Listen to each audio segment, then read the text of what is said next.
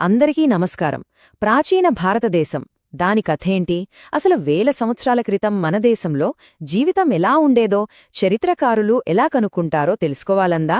అయితే పదండి, ఈరోజు ఆ రహస్యాల లోతుల్లోకో ప్రయాణం చేద్దాం. ఇది చాలా పెద్ద ప్రశ్న కదండి. గతాన్ని ఒక పెద్ద పజిల్లాగా ఊహించుకోండి. దాని ముక్కలన్నీ కాలంలో ఎక్కడెక్కడో చెల్లాచెదురుగా పడిపోయాయి. వాటిని ఒక్కొక్కటిగా ఏరి ఓపికగా కలిపితేనే కదా మనకు అసలు బొమ్మేంటో తెలిసేది. మరి చరిత్రకు సంబంధించిన ఆ ముక్కలేంటి? అవే ఆధారాలు. వాటిని ఎలా వెతికి పట్టుకుంటారో చూద్దాం. మన పరిశోధనలో మొట్టమొదటి ఆధారం మనమెక్కడికో వెళ్ళక్కర్లేదు. ప్రాచీన భారతదేశం తన గురించి తానేం చెప్పుకుందో చూద్దాం. అంటే ఆ కాలంలో రాసుకున్న కథలు, గ్రంథాలు అన్మాట. ఇవి మనకు అప్పటి ఆలోచనలకి, వాళ్ల జీవన విధానానికి ఒక దారి చూపిస్తాయి. ఇక్కడే అసలు ట్విస్ట్ ఉంది. ఈ గ్రంథాలన్నీ ఒకే మాట చెప్పవు. కొన్నేమో సమాజం ఇలా ఉండాలి, ఇది ఆదర్శం అని చెప్తాయి, అంటే రూల్స్, రెగ్యులేషన్స్ అన్నమాట. మరికొన్నేమో అసలు నిజంగా జనాలెలా బతికారు, వాళ్ల కష్టసుఖాలేంటి అనే వాస్తవాన్ని మన కళ్లకు కడతాయి. ఈ రెండింటి మధ్య తేడాని కనిపెట్టడమే చరిత్రకారుల ముందున్న అసలైన ఛాలెంజ్. అప్పుడే కదా ఆశయాలకి, ఆచరణకి మధ్య ఎంత గ్యాప్ ఉందో తెలిసేది. దీన్నింకా సింపుల్గా చెప్పాలంటే, ఒకవైపు స్మృతులు, ధర్మశాస్త్రాలు లాంటివి ఉన్నాయి. ఇవి ఒక రకంగా రూల్ బుక్స్. రాజు ఎలా ఉండాలి, ప్రజలేం చెయ్యాలి, ఆస్తి ఎలా పంచాలి, తప్పు చేస్తే శిక్షలేంటి, ఇలా అన్నీ రాసిపెట్టారు. మరోవైపు కావ్యాలు, నాటకాలు, చరిత్రలున్నాయి. ఇవి అప్పటి సమాజానికి అద్దంలాంటివి. జనాల సంతోషం, బాధ, వాళ్ల పండగలు, పబ్బాలు అంతా మనకు లైవ్గా చూపిస్తాయి. కొన్ని ఉదాహరణలు చూద్దామా? కౌటిల్యుడు రాసిన అర్థశాస్త్రం మౌర్యుల కాలంలో అడ్మినిస్ట్రేషన్, ఎకానమీ ఎలా ఉండేదో అద్భుతంగా వివరిస్తుంది. అలాగే మహాకవి కాళిదాసు రాసిన అభిజ్ఞాన శాకుంతలం గుప్తుల కాలం నాటి కల్చరల్ లైఫ్ని మన ముందుంచుతుంది. ఇక కల్హణుడి రాజతరంగిణి అయితే మరీ స్పెషల్. ఎందుకంటే కశ్మీరు రాజుల చరిత్రను ఒక ఆర్డర్లో రాసిన మొట్టమొదటి ప్రయత్నం అదే. సరే, ఇప్పటిదాకా మనవాళ్లు రాసుకున్నవి చూసాం. ఇప్పుడు బయటినుంచి వచ్చిన వాళ్ల కంటికి మన భారతదేశం ఎలా కనిపించిందో చూద్దాం. ఈ బయటివాళ్ల కోణం మనకు కంప్లీట్గా ఒక కొత్త యాంగిల్ చూపిస్తుంది. చూడండి, దాదాపు 1000 సంవత్సరాలకు పైగా ప్రాచీన భారతదేశం ప్రపంచానికి ఒక పెద్ద అట్రాక్షన్. గ్రీకుల నుంచి చైనీస్ల వరకు, అరబ్బుల వరకు ఎంతమందో ఇక్కడికొచ్చారు. కొంతమంది వ్యాపారం కోసం, కొంతమంది జ్ఞానం కోసం. వాళ్ల రాక ఒక కంటిన్యూస్ ఫ్లోలా సాగిందనమాట.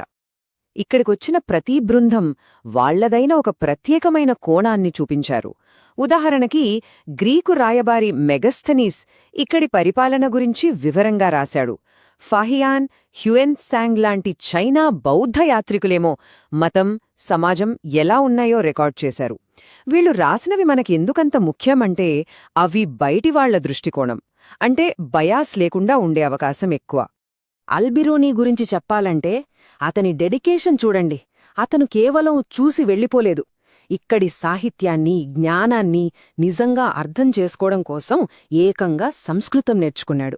అతను రాజకీయాల గురించి పెద్దగా రాయకపోయినా అప్పటి సమాజం, సంస్కృతి గురించి ఎంతో విలువైన సమాచారం ఇచ్చాడు. దీన్ని బట్టి అర్థం చేసుకోవచ్చు ఆ విదేశీయుల అబ్జర్వేషన్ ఎంత డీప్గా ఉండేదో.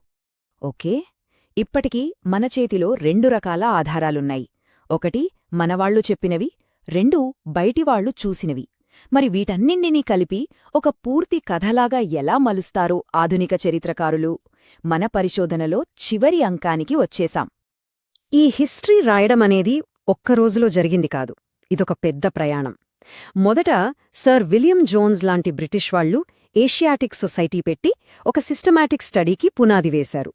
తర్వాత భగవద్గీత లాంటి మన గొప్ప గ్రంథాలు అనువాదమయ్యి ప్రపంచానికి తెలిసాయి.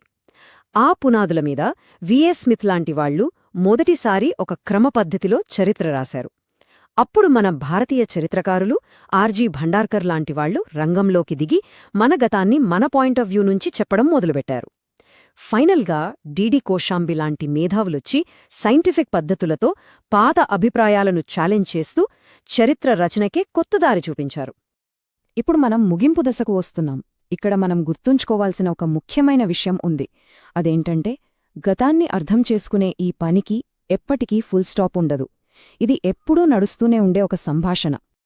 సో మనం ఫైనల్గా అర్థం చేసుకోవాల్సింది ఇదే: చరిత్ర అంటే కేవలం వాస్తవాల లిస్టు కాదు. అది దొరికిన ఆధారాలను మనం ఎలా అర్థం చేసుకుంటాం, ఎలా విశ్లేషిస్తాం అని నిరంతర ప్రక్రియ. మనకు దొరికే ప్రతి కొత్త ఆధారం లేదా పాత ఆధారాలను చూసే ప్రతి కొత్త కోణం గతంపై మనకున్న అభిప్రాయాన్ని మార్చేయగలదు. అందుకే అంటారు, చరిత్ర ఎప్పుడూ ఒకేలా ఉండదు, దాన్ని మళ్లీ మళ్లీ రాస్తూనే ఉంటారు. చివరిగా ఈ ఒక్క ప్రశ్నతో ముగిద్దాం. మనమిందాక మాట్లాడుకున్న ఆ ప్రాచీన గ్రంథాల్లో ఇంకా మనం కనుక్కోలేని ఎన్ని కథలు, ఎన్ని రహస్యాలు దాగి ఉన్నాయో కదా. గతం మనల్నెప్పుడూ ఆశ్చర్యపరుస్తూనే ఉంటుంది. ఆలోచించండి.